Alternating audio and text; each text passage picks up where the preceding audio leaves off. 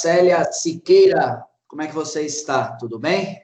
Estão preparados aí para as provas a semana que vem ou não? Tudo bem, graças a Deus. Estou estudando, né? Semana que vem não, eu acho que essa semana você já tem prova, não tem prova?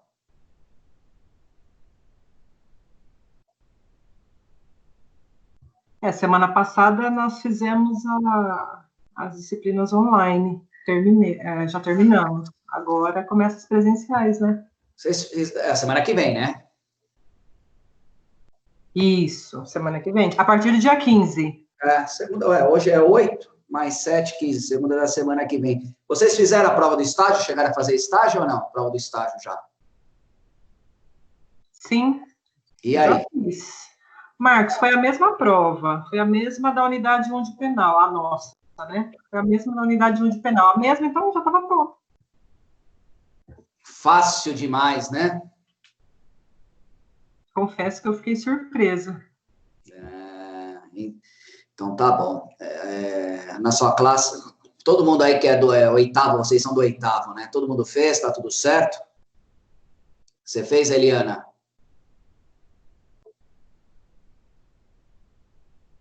Acho que não me ouve. Mas beleza. A semana que vem é a minha, ok? Segunda-feira. Vou preparar hoje a prova de vocês, hein? Vamos ver, né? Não judia, por favor. Não sei. Ultimamente não ando com um coração muito amável, hein? Acho que eu vou pegar pesado nessa prova. Que maldade. Imagina, tá tudo certo. Poxa, o material de vocês, a Lei 11.101, ela é bem curta, as duas unidades também, a unidade 3 e 4, são curtas também, né? Mas abrange toda a matéria. Então, acho que a gente não terá aí maiores problemas, né? Só dar uma lida no AVA, seguimos todo o AVA, e eu vou elaborar hoje, vou ver se hoje eu já faço todas as questões, já, porque tem que passar para o Forms, né, para vocês responderem a semana que vem, entendeu? E vamos embora, tá? Nosso conteúdo a gente acabou, a semana passada fizemos uma revisão, não foi isso? Falem comigo, senão... Isso, terminou semana passada. Você fez uma revisãozinha. Isso, eu vou falar agora alguns pontos só que eu acho importante falar, com o intuito aí, efetivamente, de esclarecer, tá? Que eu achei que só precisava abordar alguns pontinhos. Mas para a prova a gente já está efetivamente finalizado, revisão dada, está tudo certo. Trabalhos lançados. Vamos esperar agora para o próximo semestre, ver se a gente volta aí de forma presencial, né? Eu acredito que sim, está tudo voltando. Você já andei pela rua, está tudo aberto, né? Vamos ver aí como é que vai ficar para o semestre que vem. A gente tem aí quase 50 dias, né, para o semestre que vem. Eu acredito que já esteja aí tudo aberto. Não se preocupar agora. Perfeito? Deixa eu só fechar aqui o microfone. Então, vamos lá. Eu vou fazer... hoje vai ser uma abordagem bem rápida, porque, como eu já disse, a gente já finalizou o conteúdo e já fez revisão. Só alguns pontos que eu gostaria de abordar, que eu acho que são de extrema relevância. Perfeito? E, na verdade, eu já passo, efetivamente, até mencionar para vocês e fazer uma pergunta, tá? Será que, efetivamente, tem como a gente elidir, né, esse pedido de falência, quando alguém, efetivamente, faz um pedido da nossa falência, faz um requerimento da nossa falência, será que há como elidir isso? Né? Há como bloquear? Há como contestar isso? Sim, a única forma, ok, de fazer a elisão disso é com depósito elisivo, tá? Então, quando alguém pede efetivamente, faz um requerimento, propõe uma ação pleiteando a nossa falência, perfeito, você pode efetivamente fazer o depósito elisivo. Aí, fazendo o depósito elisivo, não pode ser decretada a falência. Perfeito? Fazendo o depósito elisivo, não pode ser decretada a falência. Por isso, pessoal, é de extrema relevância, eu já comentei isso com vocês, perfeito? A gente, na advocacia, tem sempre a visão, né, de processar, processo, perfeito? Mas a gente tem que achar alguns mecanismos prevencionistas, tá? Trabalhar numa advocacia preventiva, tá? E isso feito com outros profissionais também.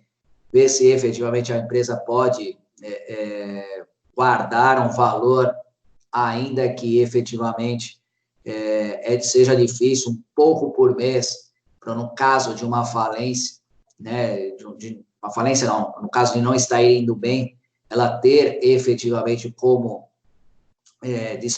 disponibilizar uma parte desse patrimônio, ok?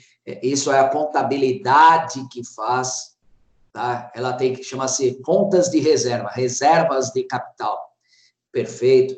Qualquer empresa que se preze, ela tem que ter uma conta de reserva, obrigatoriamente. Isso, inclusive, quando a gente fala de balanço patrimonial ligado aí à contabilidade, tem uma conta específica chamada as contas de reserva, tá?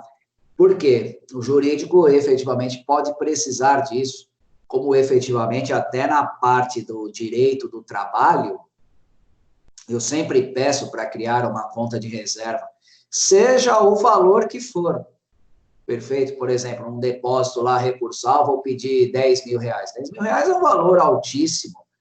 Você pedir, assim, às vezes 2, 3 num mês para uma empresa, principalmente se for uma empresa pequena.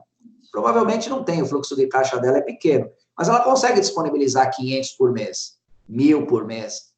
Então, ela efetivamente consegue ter uma conta de reserva para a hora que eu precisar, né? Isso efetivamente deverá estar à minha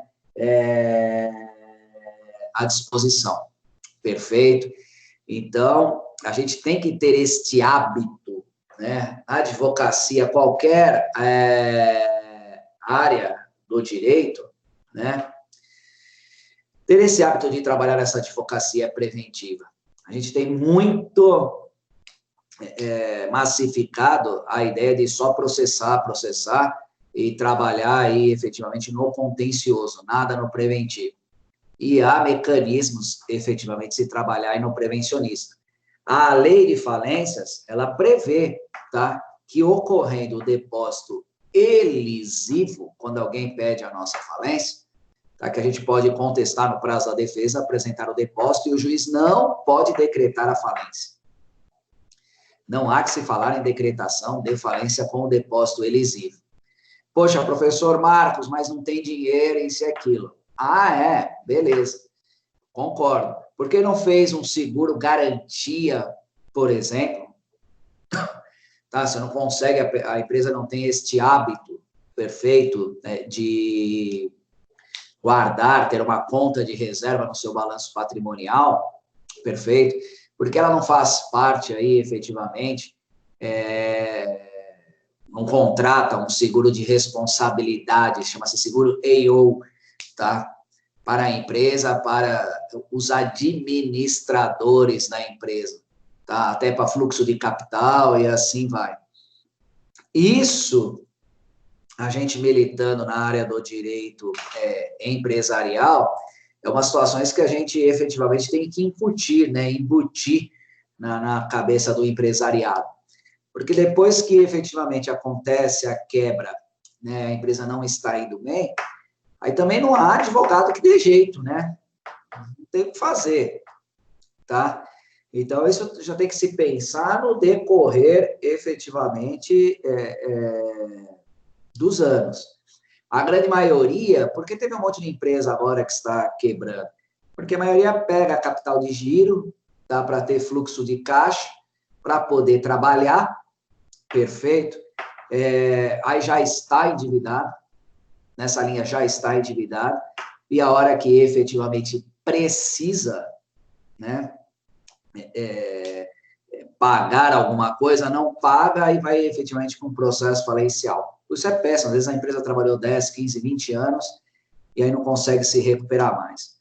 Então, nesta linha, a gente tem que ter, eu penso, né, fica uma sugestão, em ter uma conta de reserva de capital, obrigatoriamente, são as contas de reserva, ou então fazer um seguro, né, efetivamente, para manutenção do capital de giro, bem como manutenção da responsabilidade dos administradores. Perfeito?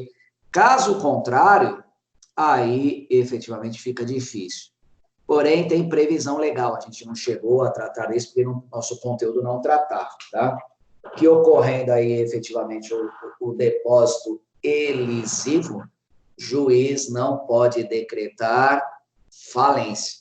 Então, no prazo, né, da apresentação da defesa, nós podemos fazer aí o depósito elisivo, perfeito, e efetivamente elidir, tá, que o juiz decrete a falência de uma empresa.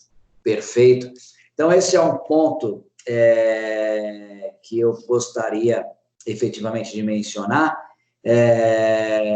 que nesses casos jamais o juiz decreta a falência. Então, é uma situação que a gente já tem que ver com precaução, né? Prevencionismo, na hora que a gente começa a militar para uma empresa na área do direito empresarial, se tem a possibilidade, perfeito, de abrir dentro do balanço, uma conta de reserva para essas situações.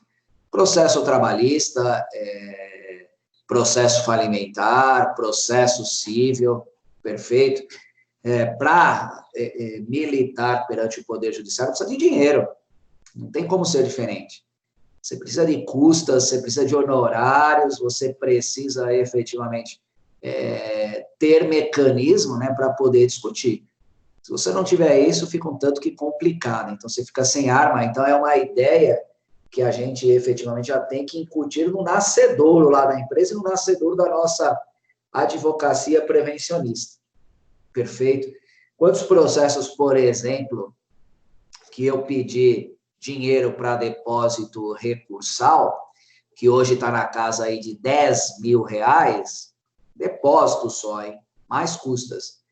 E a empresa não tinha, e eu tinha certeza que eu reverteria, por exemplo, em sede de tribunal. Exemplifica, professor Marcos. Há uma nulidade de citação, alguém que recebeu uma notificação do Poder Judiciário Trabalhista, não tinha poderes para receber, perfeito? A empresa foi julgada a revelia e confissão, não tinha dinheiro para pagar o depósito recursal para eu poder recorrer, perfeito? E nessa linha acabou transitando em julgado, não teve condições de pagar, converteu isso num processo de falência. Então, onde eu quero chegar com esta fala? Um único processo pode ser o suficiente para quebrar uma empresa. E às vezes é uma empresa familiar de 10, 15, 20 anos, pequena, mas está sobrevivendo. E às vezes um único processo é o suficiente para levá-la à quebra. Perfeito? Então, a gente tem que ter esse caráter prevencionista, tá? A lei dispõe do depósito elisivo, tá? Dispõe prazo, no prazo da apresentação de defesa, só que eu tenho que ter esse mecanismo em mãos, tá? Eu tenho que ter esse mecanismo em mãos.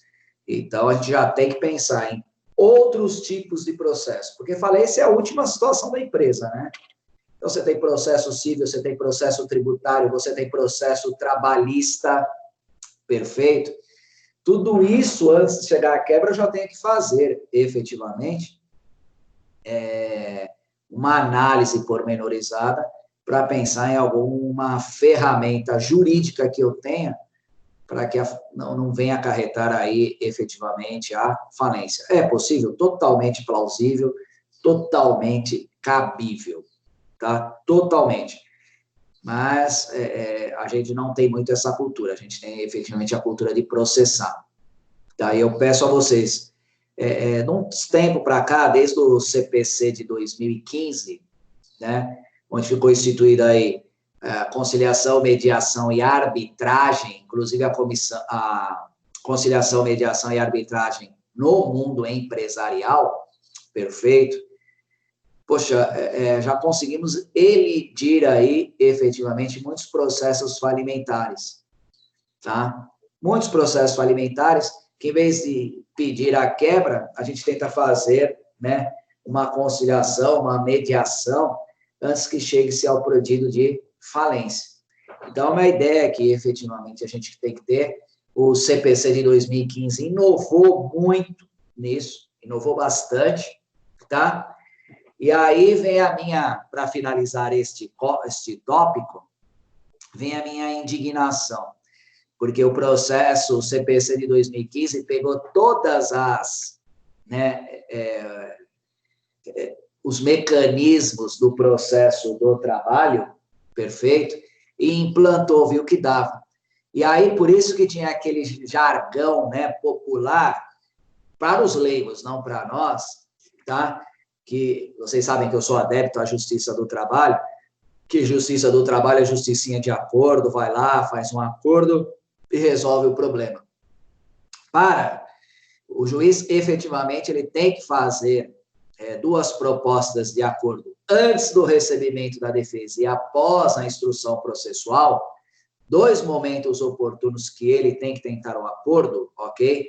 Antes da abertura da instrução processual, por quê? Porque ninguém ouviu ninguém ainda. Então, a gente precisa ter um conhecimento claro do processo, tá? É melhor do que ele efetivamente sentenciar, ok? E após a instrução processual, porque após a gente aí com o nosso gabarito de conhecer um pouco do processo e do que a gente efetivamente provou, né? A gente já tem uma ideia do que ganhou e efetivamente do que acabou por perder. Então, a gente talvez aquela pretensão que tinha de 50, talvez 20 seja um bom acordo, né? Tem uma nova visão agora do processo. E o CPC, estou falando dele, né? Acabou verificando que efetivamente muitos processos eles finalizam bem mais rápido quando a gente tem uma conciliação, uma mediação, uma arbitragem. Por isso que tem a disciplina para vocês, que é dada aí pelo professor Fabrício, para quem já teve aula com ele nessa disciplina, multiportas, né? Por que a disciplina chama-se multiportas? Perfeito? Porque você tem outras portas para bater que não seja só a porta do Poder Judiciário. Então, chama-se multiportas porque você tem outras portas para bater que não é especificamente a porta, né, do Poder Judiciário. Você tem outros mecanismos de solução de conflitos, outros mecanismos. Perfeito? Então, a gente tem que parar, né, com essa ideologia de tudo querer processar, tem que criar mecanismos, efetivamente, como aqui, ó, o depósito elisivo é um mecanismo na nossa disciplina da área de falência, ok? Que a gente pode elidir efetivamente o pedido de falência. Só que não adianta eu querer fazer um depósito elisivo, tá? Se eu não me preparei para isso, se eu não tracei uma estratégia jurídica, perfeito? Para que isso não ocorresse. Estamos agora na pandemia, um monte de empresa quebrando. Beleza, entendo perfeitamente, tá? Nesta linha que a gente aí está falando, tá? Mas tivemos quanto tempo aí de pandemia? Perfeito, grave, fechada as empresas? 2 meses? Tá? Será que não, se as empresas tivessem, né, aquela ideologia prevencionista, será que a gente não conseguiria elidir, por isso que fala depósito elisivo, né? Muitos pedidos de falência? Ninguém tinha conhecimento de pandemia, do nada apareceu e do nada levou um monte de empresa embora.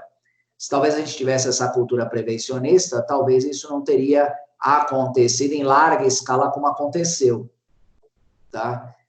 É isso que efetivamente a gente tem que incutir na cabeça aí do empresariado. E posso garantir para vocês, gosto muito de contencioso, faço muito contencioso, mas também comecei a mudar uma postura como profissional para cair mais para a área prevencionista. E posso garantir para vocês, já começou assim que a gente chama, né, a fumaça do bom direito, fumacinha do bom direito, entendeu? Ela já começou aí a dar frutos. O pessoal está entendendo que, efetivamente, um pouco mais, né, que não é tudo processar, que a gente pode achar outros mecanismos de solução de conflito para que não se chegue aí aos finalmente, né, a um processo aí a uma sentença, melhor dizendo, né, declaratória de falência. Então, para quem está ligado à área empresarial, você efetivamente tem direito do trabalho, direito civil, direito tributário, né, falência, e assim vai, não para. Marcas e patentes, e você não para com essa abertura, né? Então, daria efetivamente para a gente pegar e começar a pensar numa outra ideologia. E está surtindo efeito. O pessoal está preferindo trabalhar no prevencionismo, né, do que efetivamente buscar portas do Poder Judiciário. Quando você buscar aí as portas do Poder Judiciário, você está falando de processo de, no mínimo, 15, 20 anos. Processo de, no mínimo, 15, 20 anos rodando aí perante esse Poder Judiciário, e recurso, e contestação, e réplica, e alegações finais, e recorre, e agrava, e apela. Altamente desgastante. Perfeito? Altamente desgastante. Então, para fechar esse primeiro tópico, o tópico foi depósito elisivo. Se feito o depósito elisivo, esta é a indagação. Se o juiz pode decretar aí a falência de uma empresa. A resposta é não. Tá? Feito o depósito elisivo, o juiz não pode decretar a falência. Perfeito? É um impedimento. Tá? Ok? Só que para chegar nesta fase, né, nesta situação, eu tenho que me preparar para ela. Tenho que efetivamente estar aí preparado para fazer esse depósito elisivo. Então, existe todo um trabalho anterior a respeito disso, e cabe aí ao jurídico, né, falar claramente, abertamente com a empresa. Existe um mecanismo chamado depósito elisivo, só que eu tenho que me preparar. Pode ser que aconteça, pode ser que não aconteça, mas eu já tenho que estar preparado para ele. Pode ser que temos um processo civil, perfeito, pode ser que tenhamos aí um processo trabalhista, pode ser que tenhamos aí um processo tributário porque recolheu erroneamente uma guia, por exemplo, e agora a gente está sendo executado pelo fisco, que pode vir a pedir a nossa falência. Poxa, deixa eu fazer esse depósito elisivo. Tudo bem aqui? Tudo bem ou não, meus amigos? Professor. Quem fala? Sandra. Sandra Rinco, bom dia. Como é que você está? Bom dia. Tudo bem? Tudo bem, graças a Deus. Professor, esse depósito elisivo é o valor o valor que a pessoa está devendo para os outros, é o montante do valor? É o montante do valor, perfeito. Mas e se ele não tem esse dinheiro para pagar os credores, como que ele faz esse depósito? Calma, calma, calma. Então, vamos lá, Sandra Rico. A lei fala que é pelo valor da dívida, tá? Mas isso, efetivamente, é passível de discussão. E na sua indagação que você está me fazendo, e se não tiver dinheiro? Se não tiver dinheiro, não tenho o que fazer. Por isso que já fala depósito, né? Você tem que calcionar. Exatamente, porque se ele tiver o valor para pagar os credores, ele não vai entrar nesse processo. Talvez eu tenha me perdido aí, por favor. Não, jamais. A grande problemática também, Sandra Rico, entendeu? que aí vem uma outra história, né? Uma outra história triste que eu vou contar para vocês. Tem muita gente também que pede a falência da outra empresa com o intuito de tirar ela do mercado. Perfeito. Então, poxa, aquela empresa, bem ou mal, ela efetivamente tem aí uma parcela do mercado que eu atuo junto com ela, né? Nós temos aí cliente que às vezes compra aqui, às vezes compra lá. Perfeito. Poxa, se ela efetivamente saísse do mercado, eu daria um up nas minhas vendas. Então, eu poderia efetivamente tentar tirar ela do mercado. Então, às vezes, a pessoa não tem nem interesse no acordo, ela já vai direto, né, pedindo a falência. E nessa sua indagação que você fez para mim, professor, e se efetivamente não tiver dinheiro? Aí eu me reporto à fala inicial. Por isso que esse é um trabalho, ok, esse é um trabalho que ele tem que começar ou na origem da empresa, a gente já implantar esta ideia, ou a gente incutir esta ideia, efetivamente, com a empresa em andamento, tá? E reitero o que eu mencionei. Existem contas dentro do balanço patrimonial da empresa, que chama-se, uma delas é a contas de reserva. Esta conta de reserva, ela é subdividida, né? Em contas para trabalhista, em contas para tributário, contas, subcontas, melhor dizendo, né? Para depósito elisivo. Então, dentre esta ideologia, perfeito, a gente tem que começar, né, foi o que eu disse, né, a incutir isso, a fazer uma avaliação de quanto vale a minha empresa. Até conversei com vocês a aula passada, que tem alguns colegas que trabalham com a parte de valuation, né, que é de valorizar, avaliar quanto vale a empresa, perfeito? E pensar, né, ou numa conta de reserva, por exemplo, ou pensar num seguro, né, porque caso venha efetivamente acontecer uma queda no mercado, algo que possa desestabilizar a empresa, ela tem a se segurar. Tem gente, por exemplo, que não tem a ideia efetivamente de poupar, não tem ideia nenhuma de poupar. Perfeito? Só trabalho com capital de giro. Poxa, então eu tenho que ter um seguro para isso. Eu efetivamente tenho que ter um seguro para isso. Ok? Então, na verdade, o que eu peço para vocês é a gente achar mecanismos. Agora, efetivamente, Sandra, se não tiver dinheiro, eu lamento dizer. Você quebrou, você foi para falência. Perfeito? Se você efetivamente tem algum dinheiro que está lá na conta de reserva, essa conta de reserva é intocável. É tipo quando a gente tem uma previdência privada. Perfeito? Previdência privada nada mais é do que uma poupança que você tem para si, para garantir a sua aposentadoria. É tipo do dinheiro que você não pode mexer. Se foi lá na sua previdência privada, tirou o dinheiro para comprar um carro zero, você acabou com a sua previdência privada. Né? Você simplesmente acabou com a sua previdência privada, você não vai conseguir chegar, perfeito? Contas de reserva para ficar nessas situações efetivamente caóticas, contanto que quando a gente passa a advogar com uma empresa que se presta, ela tem um regulamento, né? Ela tem um regimento de como efetivamente ela tem que ser administrada. Os donos mesmo não conseguem ficar se a empresa tem diversas filiais, não consegue ficar o dia inteiro ali tomando conta de todas as filiais. Ele precisa de relatórios, ele precisa de documentos para fazer essa análise pormenorizada. Perfeito? Então, o que a gente tem que fazer? Já falar, essa é uma conta de reserva, né? Já tem que efetivamente ficar calcionando para caso algum evento, né? Uma contingência que a gente chama aconteça, eu tenho onde resguardar a empresa. Perfeito? Caso contrário, colega Sandra não tem muito o que fazer. Quebrou e às vezes é o que eu digo, né? Às vezes um único processo é o suficiente para quebrar a empresa. É o suficiente. Entendeu? Você não precisa ter muitos. Um único processo. Entendeu? eu tive alguns processos trabalhistas que teve alguns valores conceituados, o suficiente para quebrar. Não é à toa que a gente estuda o princípio da preservação da empresa.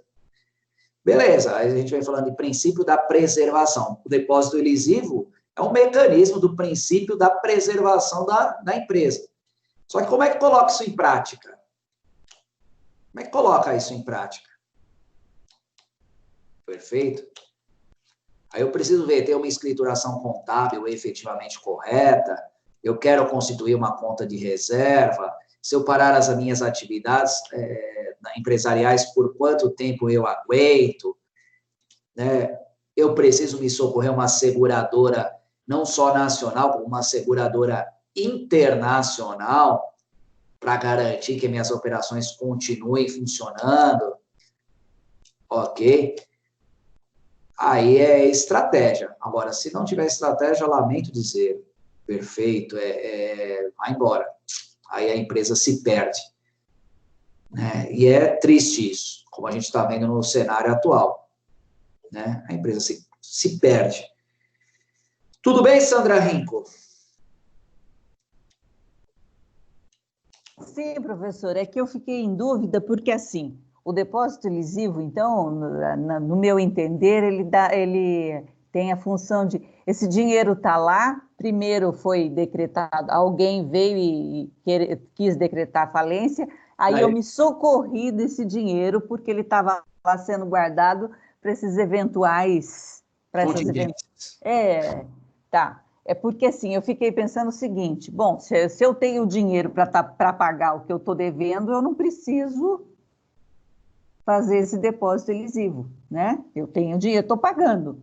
Agora, então, eu não tinha entendido essa parte. Isso daí, então, faz parte de uma conta reserva ou de um seguro, que é exatamente o que não está acontecendo agora, porque até eu ia falar para o senhor, as minhas empresas lá do sindicato, elas estão quebrando por 20 mil reais, 30 mil reais, não tem dinheiro. Quebrou, saíram.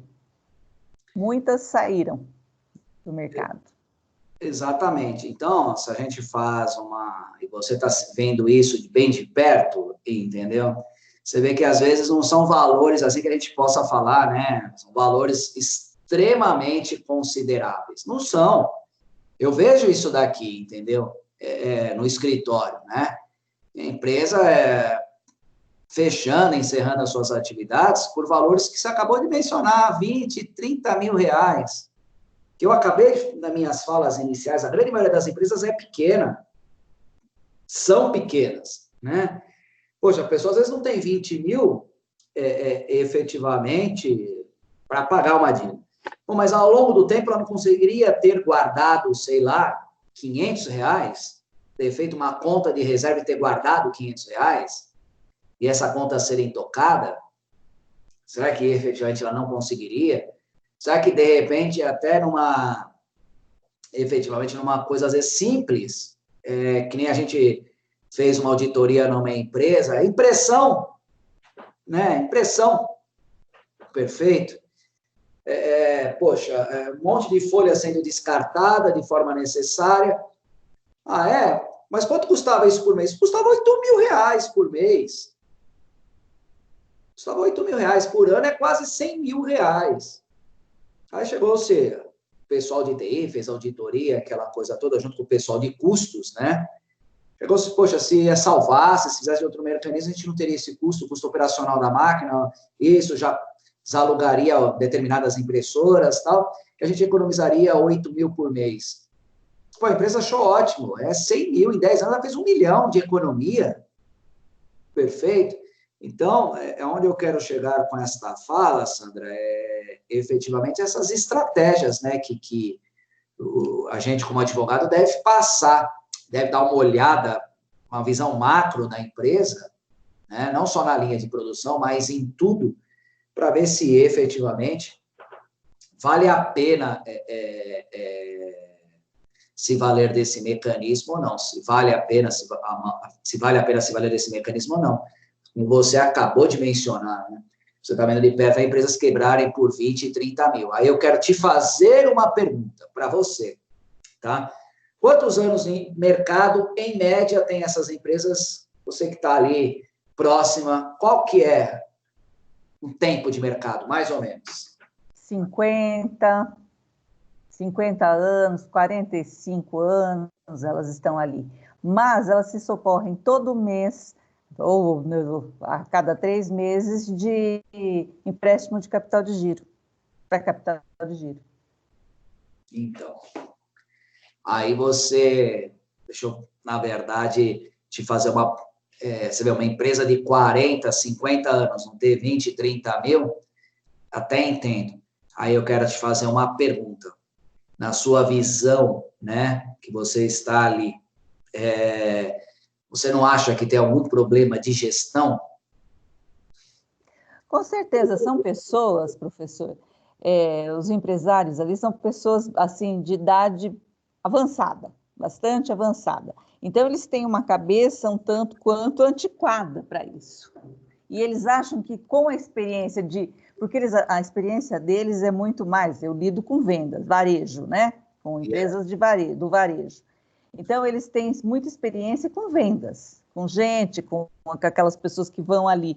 Mas para gerir, eles não têm. Até se falar para eles de um advogado para ajudar isso, eles vão achar que é uma despesa inútil.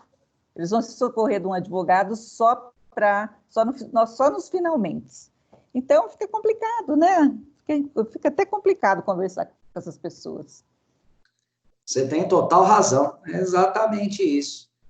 Por isso que essa linha, né, que a gente está conversando, entendeu? As pessoas não têm o caráter prevencionista, né? Não tem. Essa linha divisória que a gente conversou que é difícil. As pessoas têm efetivamente o caráter de ver a gente, né, como despesa e não como receita. E isso me deixa extremamente indignado. Eu vou numa reunião, você começa a conversar, falar, nem termina a sua fala, a pessoa já perguntou, doutor, mas quanto você vai me cobrar? Acho que a pergunta teria que ser, quanto você vai economizar para a minha empresa? Perfeito.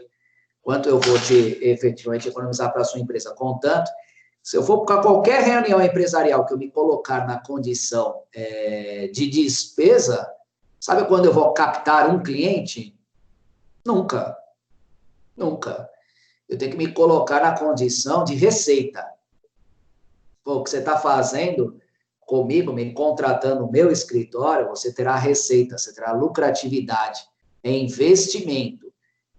O que você está me fazendo é um investimento no jurídico para você ter receita. Se eu já começar a fala, né, dizendo, você vai gastar por mês comigo X mil reais, eu falo, putz, eu mesmo estou me queimando, já estou me colocando numa condição de despesa. E despesa ninguém quer, por mais barata que seja, né, ninguém quer despesa. Você tem que se colocar numa condição de receita.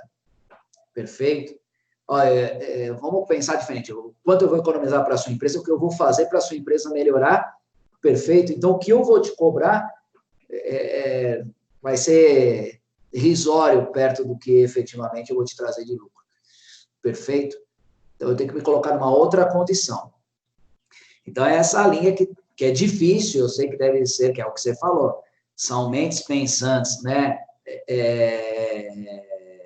Arcaicas, obsoletas, e para ter uma mudança de comportamento é mega master difícil. Para ter uma mudança de comportamento não é coisa fácil, tá? É extremamente complicado. Mas, enfim, cabe a gente tentar nutrir, né, essa postura de conceito. Se não, é o que a gente acabou de conversar e eu finalizo esse tópico. Você tem uma empresa de 40, 50 anos de mercado, ok, e vai uma quebra, um processo falencial, como você está vendo aí, que serve para todos, né? A gente só está pegando o gancho com você para exemplificar, perfeito? Quebra por 20, 30 mil, porque está pegando capital de giro, entra na bola de neve e efetivamente não sabe quando parar, né? A hora que encerra a conta, fala, puta, meu passivo está muito maior do que meu ativo. Aí vem se socorrer o advogado, né? Aí vem socorrer com o advogado e aí vai falar, poxa, o advogado é caro. Não é que é caro, meu amigo. Você também não olhou lá atrás, né? Você não se resguardou por isso. Aí fica extremamente complicado. Tudo bem, Sandra Renko? Sim, professor, obrigada. Nada. Deixa eu te fazer uma pergunta, Sandra. Na verdade, é uma dúvida mesmo. Vocês, pelo sindicato, não têm qualquer parceria com qualquer instituição financeira visando a garantia quando a gente adquire esse capital de giro? Então, a nossa parceria é sempre com a Federação do Comércio, né, com a FEComércio. E é sempre esses créditos são oferecidos para eles, mas tem algumas empresas que já estão realmente numa situação tão complicada que não tem o que fazer. Já era, né? Já era, porque assim, são empresas mesmo, empresas familiares e que lá o gestor é muito antigo, e achava que tudo isso é bobagem. Então agora, pelo menos, olha, pelo menos a metade da nossa lista tá bem complicada, bem endividada. Eita, beleza. Inclusive, o presidente do sindicato fechou a empresa dele. Presidente do sindicato, o que preside, hein? Ele fechou a empresa dele porque ele estava nessa bola de neve de capital de giro aí, de empréstimo de capital de giro. E olha, professor, eu não tenho experiência, estou aprendendo isso com o senhor agora, e muitas vezes falei para ele, mas... Te fazer uma outra pergunta, vou te explorar um pouquinho, Sandra. Tendo em vista que o presidente do sindicato encerrou as atividades na empresa dele, ele deveria servir como exemplo para os demais filiados, ok? Você já acha que já é um erro de cima para baixo ou não? Com certeza. Que ele deveria já ter, ele deveria proceder, né, como exemplo e já ter achado, não agora, de bate-pronto, ninguém acha nada. Sim. Okay? Mas ter já visto mecanismos lá atrás, que é a nossa conversa matinal de hoje, entendeu? Para que isso não viesse a acontecer, incluindo ele. Com certeza. Mas é difícil, esse pessoal tem cabeça dura, professor. A cabeça dessas pessoas são complicadas, não é? Uma pessoa de 80 anos, para você mudar o pensamento, é complicado. Tinha que ser. Inclusive, muitas empresas lá, né, nossa, não sabem que ele fechou a empresa dele. Inclusive, eu disse para ele, não comente, não coloque, porque ele estava colocando propaganda, ele estava colocando faixa dizendo que estava fechando. Não faça isso, porque ele o presidente, ele está avisando todo mundo que está quebrando, aí a coisa vai, né? Fica estranho, né? Não Fica complicado. Então, inclusive administrar o presidente não é fácil. Mas, e aí ele fechou. Entendi. Como que ele vai hoje dar uma auditoria ou alguma informação para as outras empresas se ele fechou? Credibilidade zero. Exatamente. Se alguém perguntar para ele, o presidente, dá um case de sucesso aí na área Qual sucesso?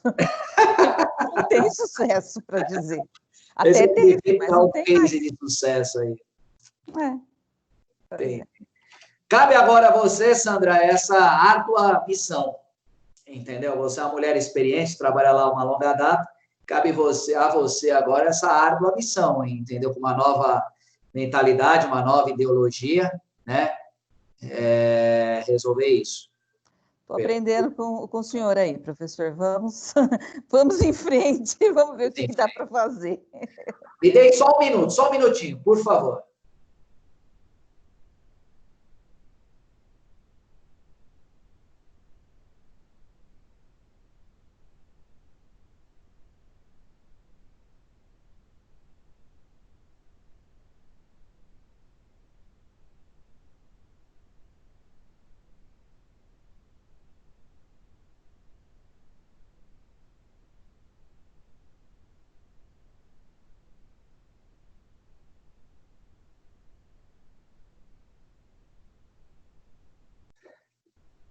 Vamos lá, voltei.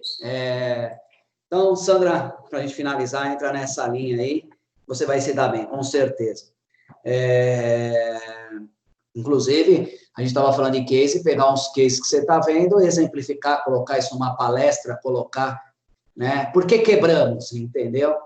E achar aí pontos que poderiam ser melhorados, e você deve saber fazer muito bem isso, com certeza. Vamos lá. Outro detalhe, a gente falou do depósito lesivo, outra coisa que eu gostaria de pontuar, tem muita, para a gente pedir a falência de alguém, né? Pleitear a falência de alguém, eu tenho que ter um título de crédito, perfeito? Um título de crédito executivo, né? Então, nessa linha, a gente tem que se reportar a todos os títulos de crédito e verificar se não tem um título de crédito aí prescrito. Muitas das vezes, as pessoas efetivamente propõem, né, um pedido de falência de alguém arraigado aí efetivamente num título de crédito prescrito. E títulos de crédito existem inúmeros. A gente conhece só os principais: cheque, duplicata, nota promissória, debênture, ok? Mas tem inúmeros outros títulos de crédito, tá? E muitas das vezes eles estão prescritos, tá? Que aí entra, inclusive, a diferenciação, né? Que eu não sei, principalmente o pessoal do 8º, tá? A Carol, a Célia, deixa eu ver quem mais, a Eliana, perfeito? E vocês também, o pessoal da classe da Sandra.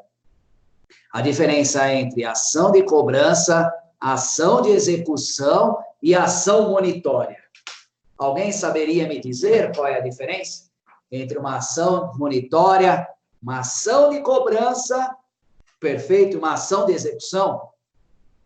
Alguém saberia me dizer?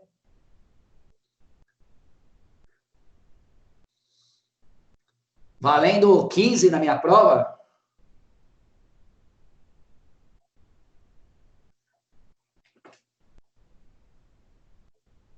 Hein, Célia? Com você.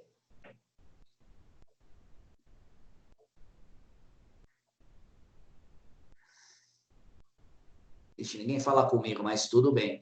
Então, nesta linha, tem diferença, né? Entre a ação monitória, a ação de cobrança e a ação de execução. Uma delas é porque o título efetivamente está prescrito. Eu preciso fazer, preciso pleitear em juízo, ok? Que ele possa ter efetivamente a sua força executiva, tá? A ação monitória é uma delas. Eu tenho um título na mão, mas ele já está prescrito, então eu tenho que reabilitar, né, a força executiva disso. A ação de execução, não, o título já preenche todos os requisitos legais, né? Ele é certo, determinado e efetivamente ele não está prescrito, então eu já entro com uma ação de execução direto. O processo de falência é uma execução coletiva. Porém, eu tive uma negociação com alguém, mas não tenho qualquer título, então eu preciso de um processo de conhecimento, aí eu tenho que entrar com uma ação de cobrança. Por isso que é a diferenciação entre ação monitória, ação de cobrança e ação de execução. A grande pergunta, né, que eu fiz para vocês, a grande ideia, é se eu efetivamente posso pleitear, né, a falência de alguém estando com um título prescrito. De repente, eu estou com uma duplicata prescrita em mãos, tá? Que é um título, mas está prescrito. Eu posso pleitear a falência de alguém? Não pode, ok? Artigo 96, inciso 2 da Lei 11.101. E tem gente que fala, poxa, eu não vou promover a ação, já que eu tenho um título, mas ele está prescrito, eu não vou promover uma ação monitória, tá? Correr atrás da ação monitória e discutir isso para depois ir buscar o processo falencial. Não, eu já vou entrar direto pedindo o processo falencial. A lei proíbe isso, artigo 96, inciso 2. Ela não é permissiva nesse sentido. Ela não é permissiva, ok? ela não permite que isto aconteça. Beleza? Então, nessa linha que a gente efetivamente está conversando, ok? Eu tenho que fazer até uma análise, tá? Efetivamente, se os títulos que foi, que serviu de base para eu pleitear o pedido de falência de alguém, se ele está prescrito ou não. Porém, como eu disse para vocês, existem inúmeras modalidades de títulos de crédito. Aí eu tenho que pegar a legislação específica de cada um, tá? E fazer uma análise da data da sua missão, a sua formalidade legal, se foi preenchido todos os requisitos, ok? Se efetivamente ele foi assinado pela pessoa que tinha poderes de assim proceder. Uma dessa é uma matéria para se discutir em fase de contestação de processo falencial para ele dir isso. Ok? O título que ensejou o pedido de falência ele está prescrito. Ele é incabível. Perfeito? Temos que fazer essa análise com toda a certeza. Tá? Então, eu falei primeiro do depósito elesivo, a gente está tratando de assuntos pontuais. Segundo, fazer uma análise que o título que efetivamente está embasando o pedido de falência, se ele ainda tem validade, se ele não está prescrito. Aí eu tenho que me socorrer à legislação de qualquer do título de crédito que é embasa. Por exemplo, cheque 6 meses, duplicata 3 anos, tá? Aí, cada título de crédito, ele tem a sua validade jurídica. Senão, a pessoa tem que se socorrer de ação de execução, ação monitória ou ação de cobrança e não de processo de falência. Perfeito? E não de processo de falência. Tem que se tomar cuidado com isso. Perfeito? Outra situação, qual é a natureza jurídica da sentença que decreta uma falência? Qual a natureza jurídica? Perfeito? É uma sentença declaratória de falência. Então, a natureza jurídica de uma sentença de falência, ela é declaratória. Perfeito? Dizendo que aquela empresa efetivamente foi a quebra. Aí vem uma outra pergunta. Falei do processo elesivo, falei efetivamente algumas coisas que eu quero apontar. Falei da prescrição do título, a natureza jurídica é uma sentença declaratória. Se efetivamente é uma sentença declaratória e eu recorro desta sentença, eu, empresa que estou tendo contra mim, né, efetivamente é um pedido de falência, e eu recorro desta decisão, ok? O que acontece com o patrimônio da massa falida, hein?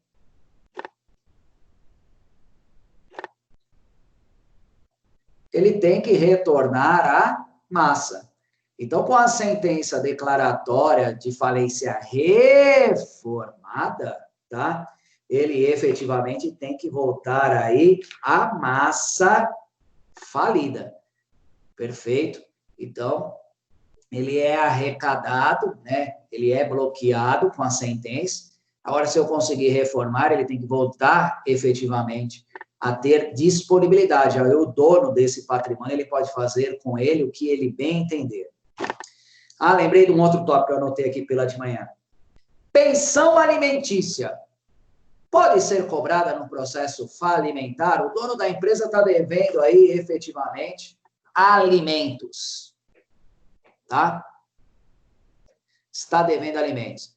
Pensões alimentícias podem ser cobradas no processo falencial? O que vocês acham? O dono da empresa deve pensão alimentícia para sua mulher, para os seus filhos, para os seus parentes. Perfeito? Ele pode efetivamente... as prestações alimentícias podem ser... E está falido, olha que loucura. As prestações de falência podem ser... de alimentícias podem ser cobradas na falência? Sim ou não? Falem comigo. Eu não tenho ideia. Não tem ideia? Pessoal, prestações alimentícias não podem ser cobradas na falência. Elas têm caráter personalíssimo. Em pessoa jurídica não deve alimentos. Quem deve é a pessoa física, o dono da empresa que deve. Pessoa jurídica não deve alimentos. Não é uma dívida constituída pela empresa. É uma dívida constituída pelo dono da empresa. Já conversamos a respeito disso, tá? A diferença entre pessoa física e pessoa jurídica. A gente abre, né? A gente constitui uma pessoa jurídica, perfeito, porque o seu patrimônio pessoal, ele não se confunda com o patrimônio da empresa. A gente falou várias vezes a respeito disso, tá? Como já dissemos, às vezes a empresa do cara quebrou, mas ele está andando de Camaro conversível, perfeito? Poxa, quem quebrou foi a empresa dele. O patrimônio pessoal não se confunde com o patrimônio da empresa, salvo se ele agiu com abuso de poder ou desvio de finalidade. Aí a desconsideração da personalidade jurídica chega-se na pessoa, no patrimônio pessoal dos sócios. Caso contrário, não há o que se fazer. Perfeito? São situações totalmente diferentes. Tá? Então, nessa linha, prestação alimentícia é de caráter personalíssimo, é do dono da empresa. Empresa não faz filho, empresa não casa com alguém. Perfeito? Então, efetivamente, não pode ser cobrada, é só a gente ir pela diferenciação, né, entre pessoa física e pessoa jurídica. Tá? Então, alimentos não podem ser, prestações alimentícias não podem ser cobradas aí no processo de falência. Por quê? Os credores estão querendo receber da massa, essa é uma obrigação personalíssima deles, senão os credores serão prejudicados. Perfeito? E aí isso é incabível. Então, falei do depósito elisivo, falei efetivamente da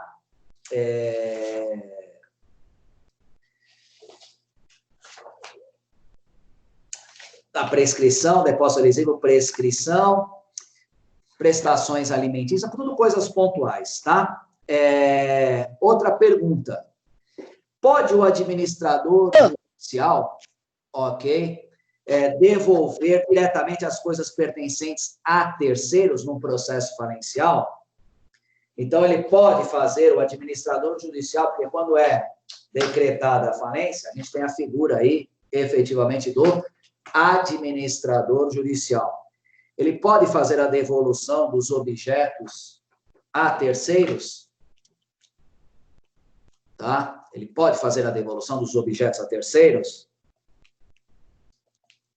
Sim ou não? Não pode, tá? A gente já falou, eu dei até um exemplo numa empresa na qual eu advogo, perfeito?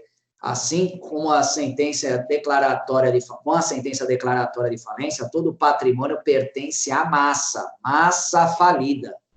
O administrador judicial, para fazer a devolução de qualquer bem pertencente à massa, ele precisa de autorização judicial. Não podemos nos esquecer que o administrador, tá? Ele não pode ter apaniguados, ele não pode ter protegidos, perfeito? Ele não pode ter apaniguados, ele não pode ter protegidos. Então, qualquer devolução, tá? Ainda que seja um bem de terceiro, ele tem que pedir uma autorização judicial, tá? É expedido um alvará, perfeito? E aí, sim, essa pessoa pode fazer a retirada deste bem, que não pertence à massa. Como eu disse para você, eu advogo com uma empresa de sorvetes, e essa empresa de sorvete tem muitos freezers espalhados aí para uma loja de conveniência. A gente sabe que aí bares, restaurantes e similares em São Paulo foi uma quebradeira só. Ele está preocupado com os freezers, né? Cada freezer dele lá custa de 3 a 5 mil reais. O cara tem 100 espalhado, ele tem que se preocupar mesmo. Vai falar, pô, é meu patrimônio que está aqui. Então, isso é uma análise que nós temos que fazer. Tudo bem, meus amigos? Sim ou não? Sim ou não? Tudo bem, Marcos. Ninguém fala comigo, mas enfim.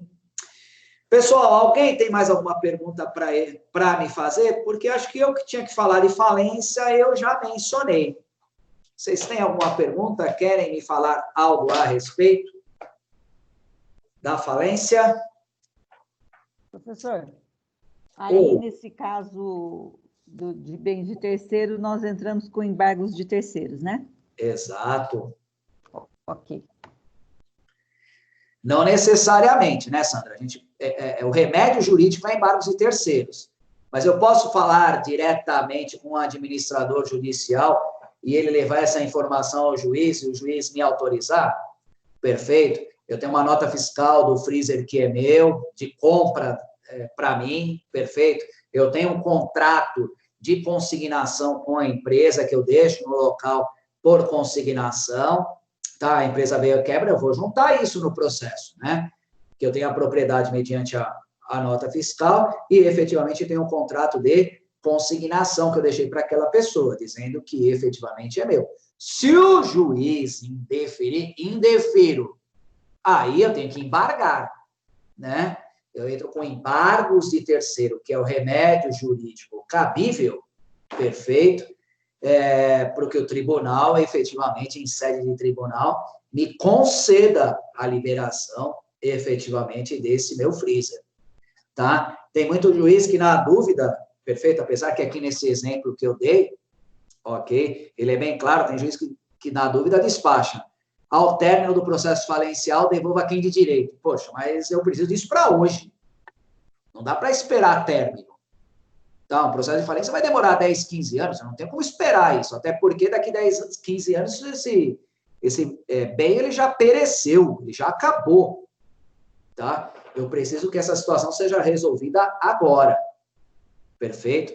Aí é efetivamente uma discussão que eu vou ter que entrar, tá disparando um remédio jurídico chamado embargos de terceiro.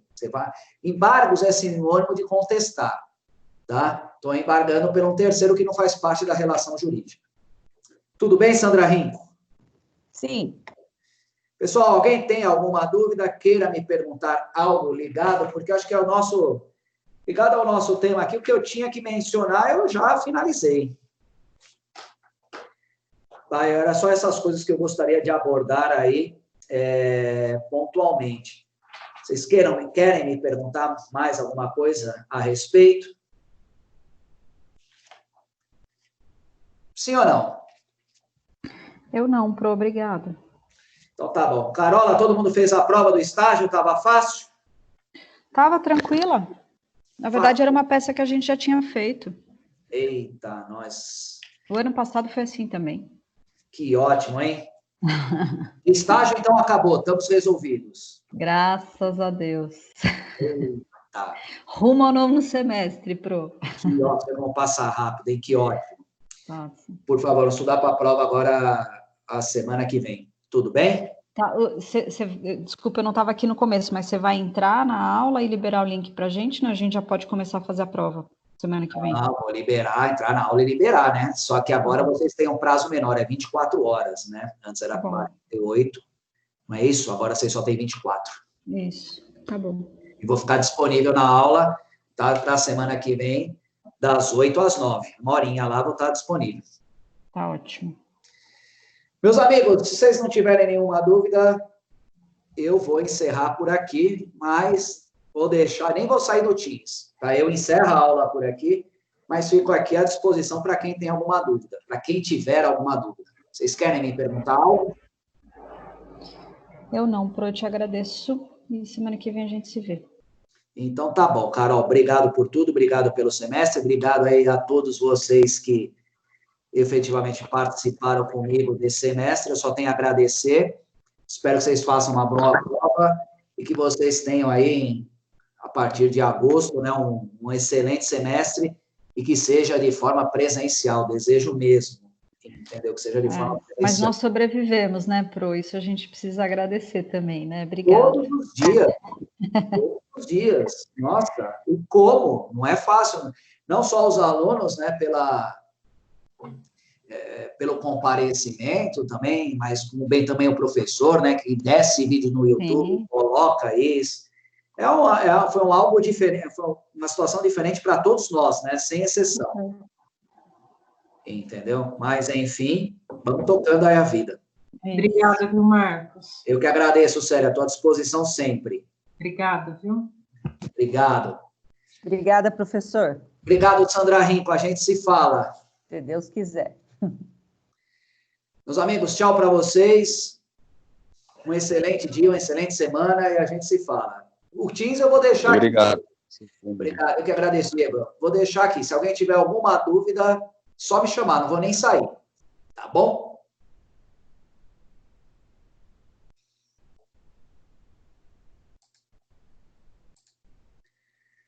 Tchau para vocês. Até mais. Tchau. Ai, ai.